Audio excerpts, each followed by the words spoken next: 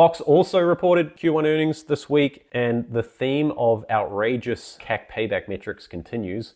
We saw one of those for Workday last week. We get another one here with Box. So over the last 12 months, they spent $380 million on sales and marketing and generated just $46 million in net new ARR as a result. So that gives them a CAC payback of 126 months over the last 12 months. If we look at quarter CAC payback over the last 6 quarters, the picture isn't great, but it is starting to trend down, right? So they reported quarter CAC payback of, just over 250 months in January of 24. That's starting to trend down, but we don't get a quarter CAC payback metric for Q1 this year because they were negative on ARR quarter over quarter, right? So no additional ARR quarter over quarter from Q4 to Q1 this year, which means we can't calculate a CAC payback metric. But dig a little bit deeper here, and there are some green shoots. Billings were up 27% year over year in Q1. Now, billings isn't something I've talked a lot about on the podcast, but basically what it is it's the total amount of invoices that a company issues in the given quarter, right? So this will include invoices to customers that are paying kind of quarterly in advance or annually in advance or paying,